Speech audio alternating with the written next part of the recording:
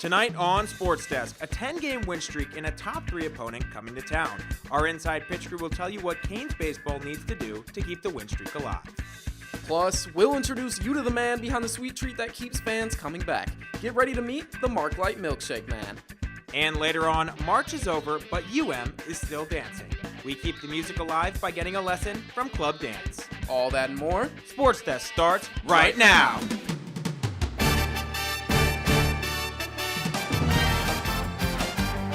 I'm Ed Reed, and you're watching SportsDesk.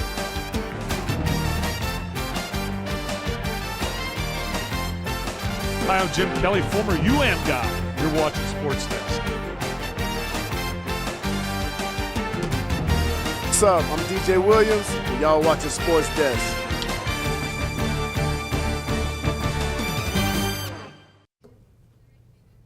Hello and welcome to Sports Desk. I'm Ember Kyles. And I'm Daryl Barnes. It's a great time to be a baseball fan. The MLB is officially back. 18 teams played on opening day yesterday. Yeah, Daryl, but let's not forget about college baseball is back in full swing too. And if you're looking for a show, you should have to see Miami's game against FIU this week.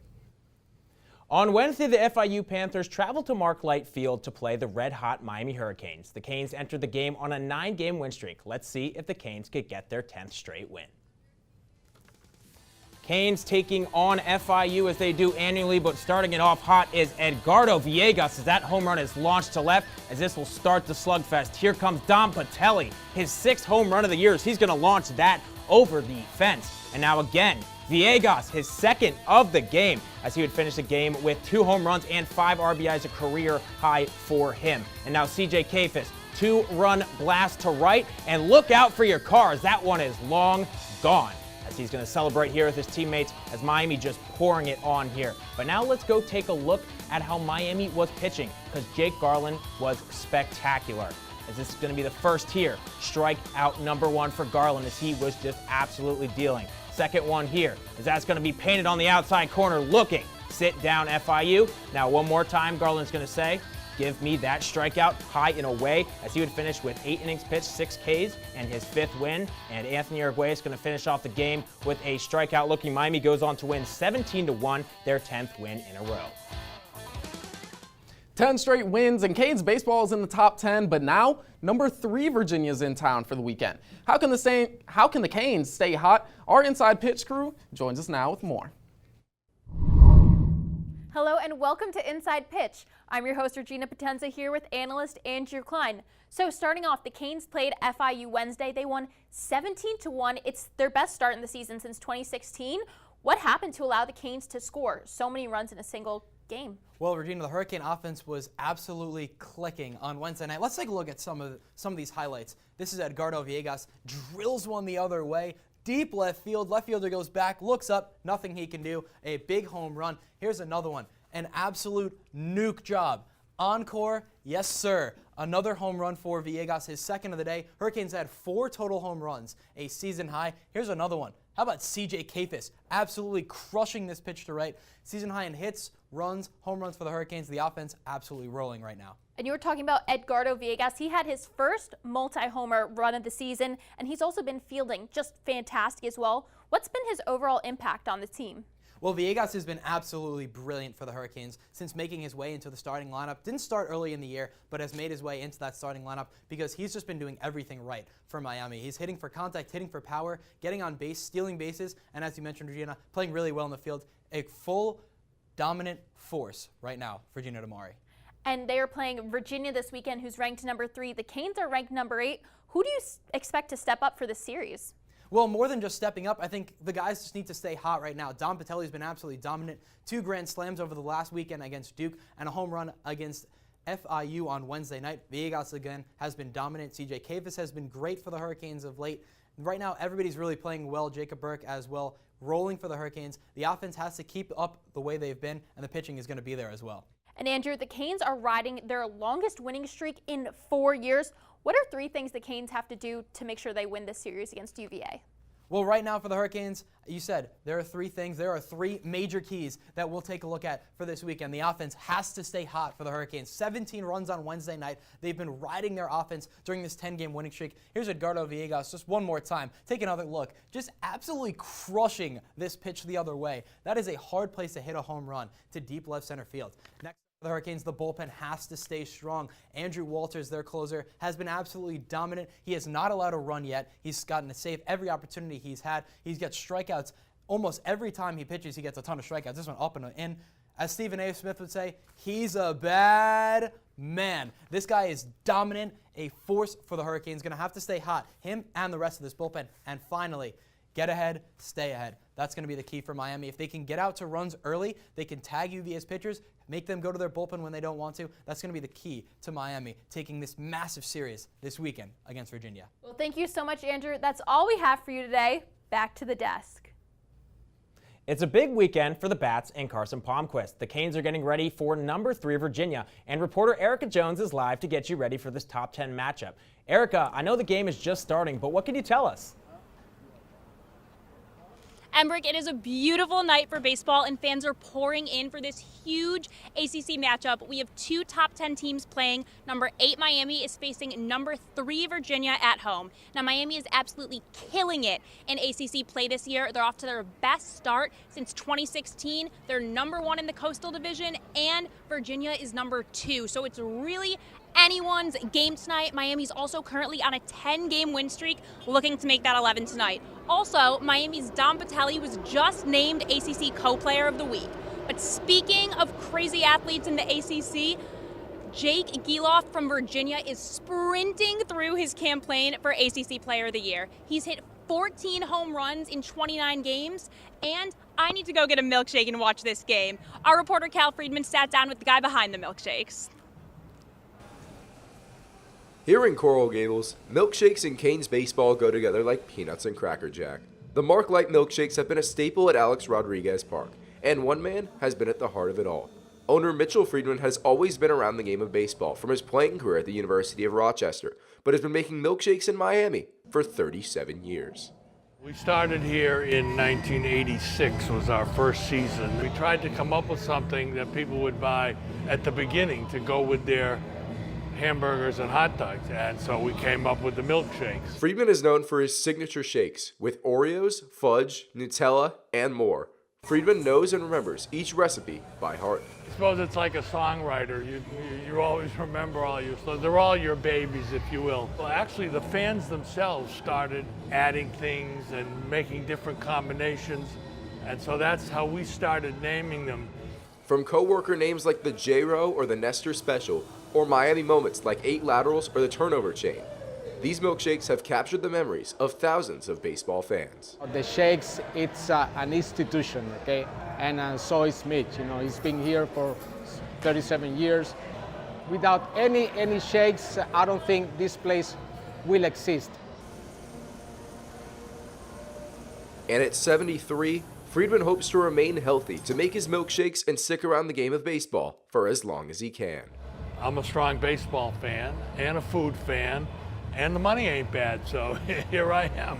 Well, as I say now, I'm just an old man doing a young man's job, but the present contract runs out in 2 years, but we'll see. You know, if I stay healthy, I'll keep doing it. We may not know when his retirement is, but one thing is for certain. Mitch and his creations have become more than just milkshakes. They've become part of Canes baseball and the fan experience at Mark Light Field. For UMTV, I'm Cal Friedman. Coming up on Sports Desk, a Hurricane received one of the highest honors in college volleyball. Find out what that is in our exclusive interview with Janice Leao when we come back. Don't go anywhere.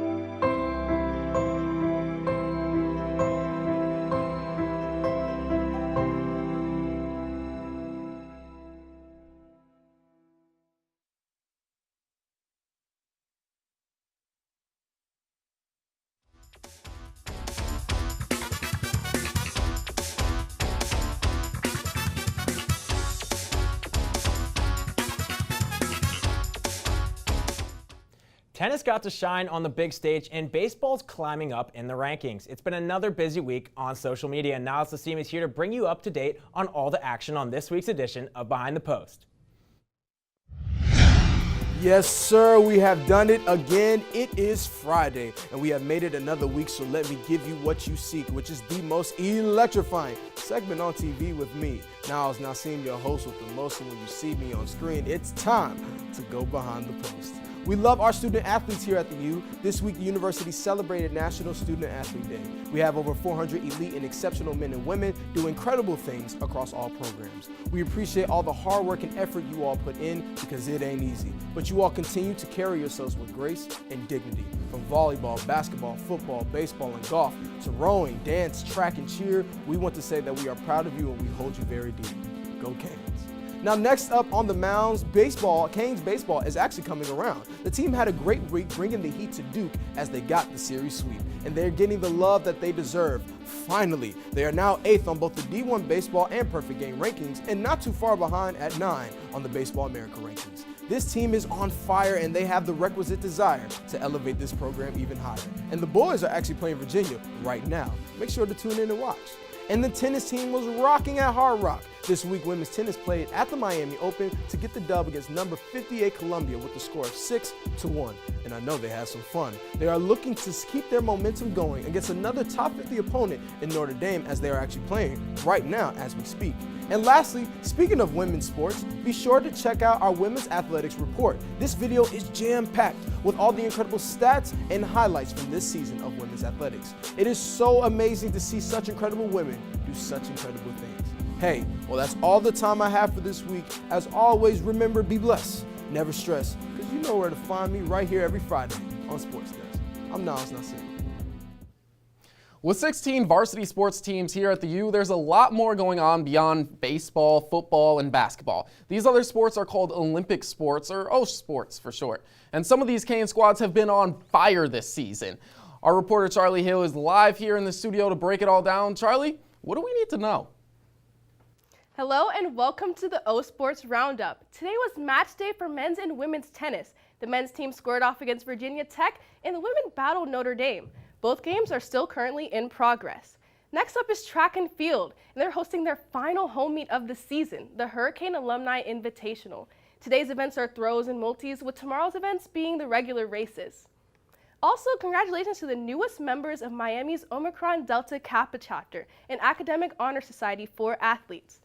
Tennis player Bohan Yankolovsky and rowing team members Shelly Slater and Paige Jacket were tapped in this week. And lastly, let's throw it back to last weekend when the swim team went up to my hometown, ATL, to compete in the NCAA Men's Swimming and Diving Championships, where Zach Cooper and Max Flory earned All-American honors. That's all for this edition of O Sports Roundup. See you next week. Canes volleyball dominated on the court this fall. Miami was 25-5, and one junior emerged as one of the top middle blockers in the nation. Ashley Rome sat down with Janice Leao on this week's edition of Athlete of the Week.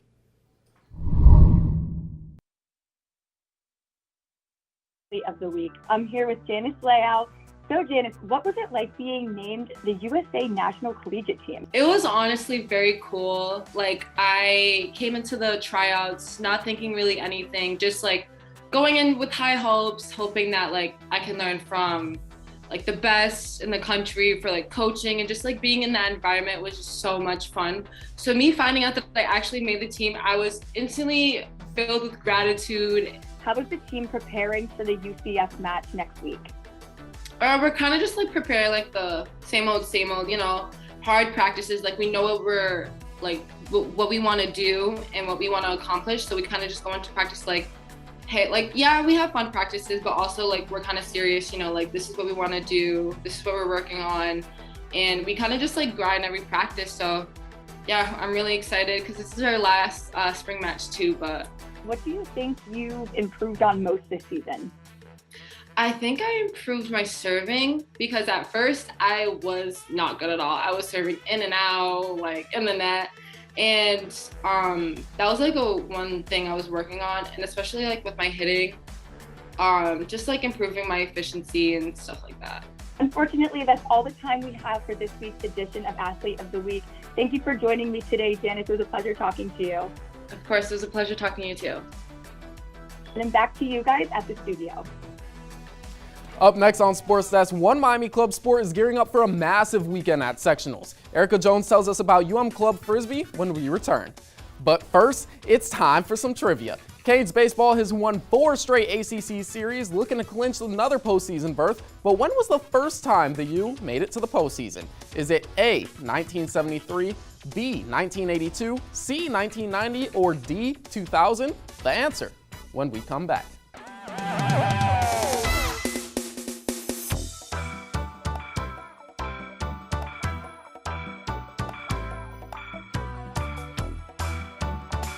Roll over. Chance high five. All right. When you adopt a shelter pet, you discover all the things that make them unique. And your mother and...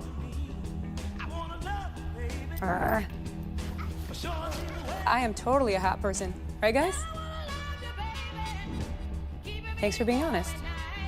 They're a little bit of a lot of things, but they're all pure love. Adopt pure love at theshelterpetproject.org. So guys, big weekend of Canes baseball, number 3 Virginia Town. Any other plans on deck? I mean, just checking out the game is going to be super exciting. Got 3 good ones coming up. Catch a mark like shake. Blueberry cobbler.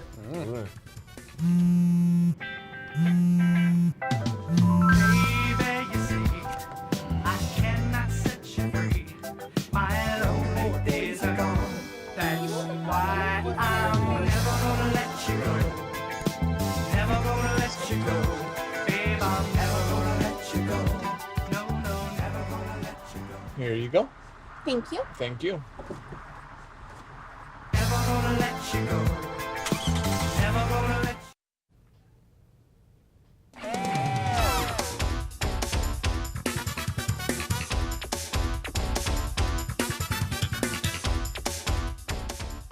Welcome back. If you guessed A, you are correct. Miami began the first of their 44 consecutive trips to the postseason in 1973. They made it to the district final 3 against Georgia Southern, but they didn't win their first of 4 national championships until 1982.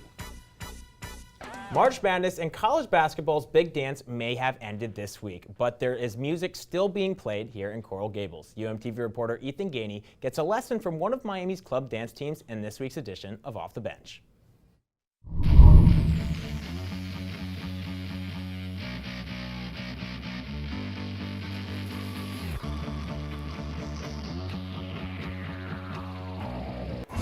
Hey, welcome back to Off the Bench, a segment where I spend a practice with the club sport team to show off the opportunities for students here at the U. Now last time out, I was throwing some splitters with club baseball, but this time I'm going to be doing the splits, or at least trying to, with the Miami Motion dance team. Let's pirouette on in there. Okay, that might have been a little cheesy. Now let me tell you, I chose the perfect day to join a rehearsal because at this one, Miami Motion, or MIMO for short, was learning their opening number for their showcase on April 20th. First, allow me to introduce you to President Sophia Sturek, who started rehearsal by splitting the team into 2 groups and putting Group 1 in position. Yes. I tagged along with Group 1 at first. Only 2 types of people in the world, the ones that entertain and the ones that observe. Then Group 2 came in for the second part of the song, and this time, a spot was actually open for me in the formation since someone was absent. And with some help, I was definitely better with the second group.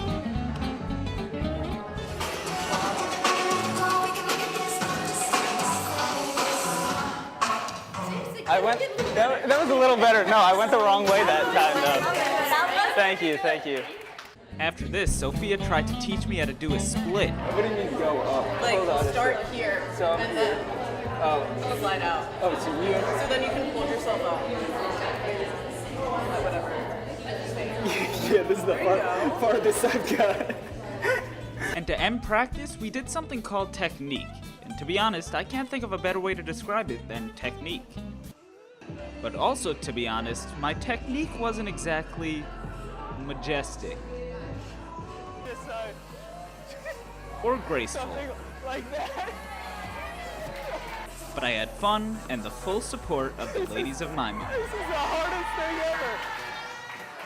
ever. I'm totally not looking at one spot, Anna. Sorry.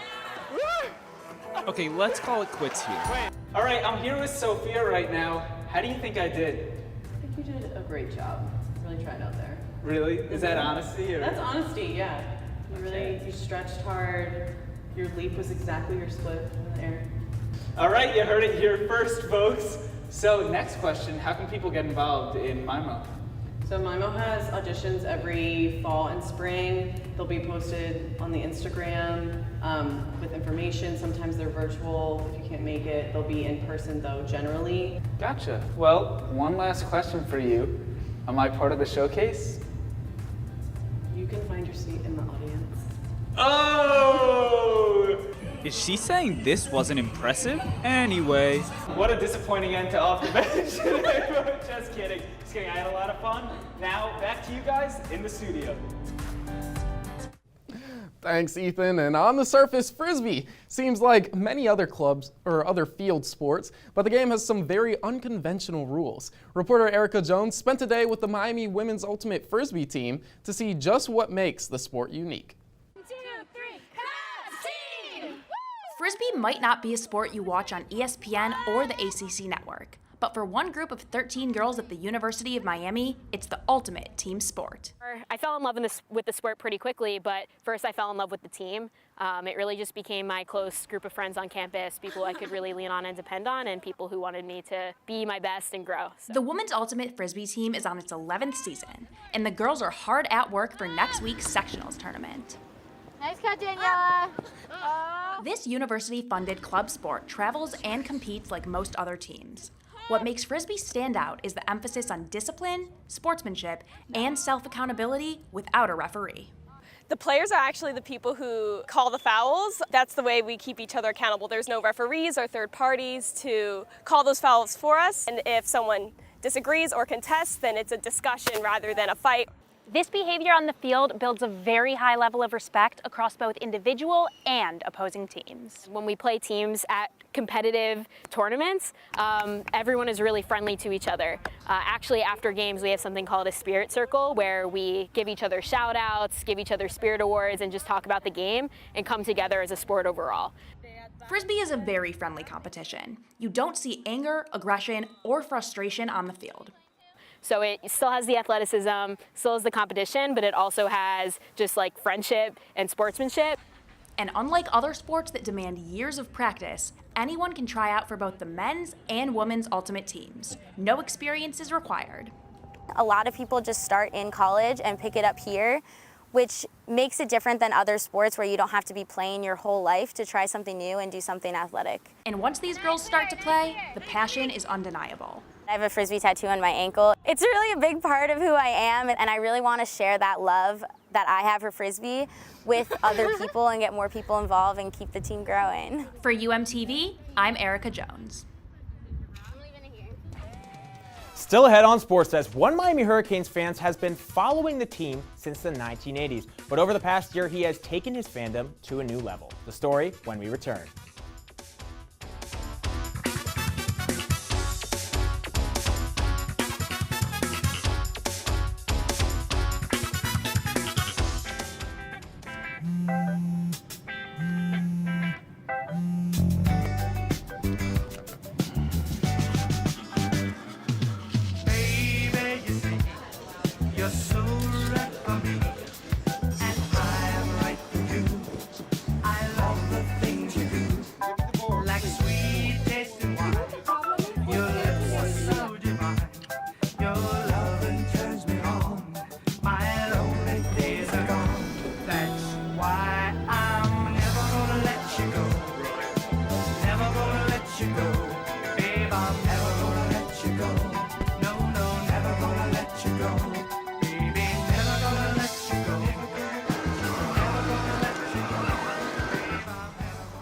Here you go. Thank you. Thank you.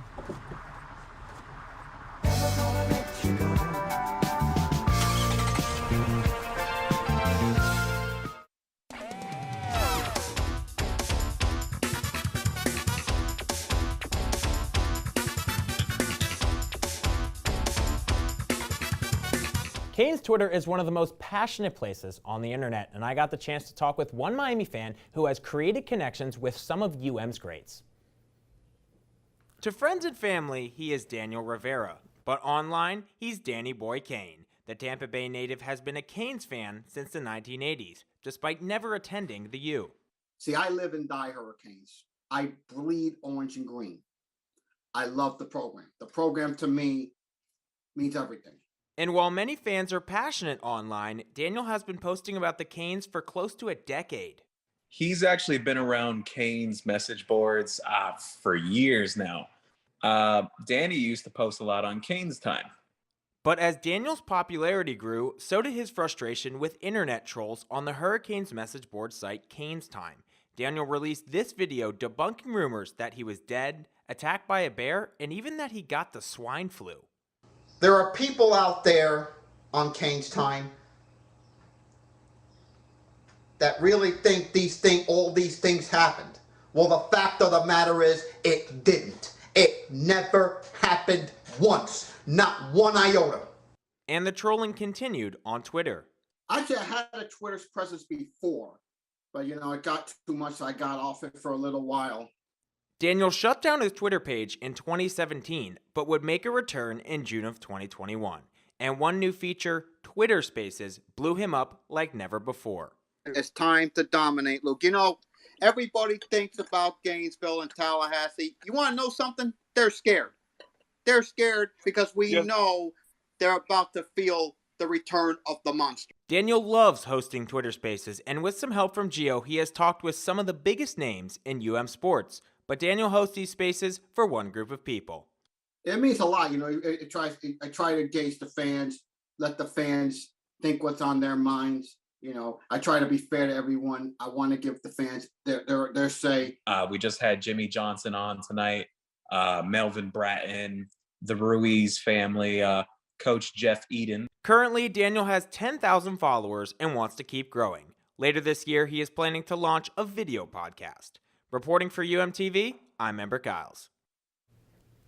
MLB's opening day brought fireworks across the nation, and one team got their first win of the season last night in dramatic fashion. Let's head to Chase Field in Phoenix for this week's edition of Play of the Day.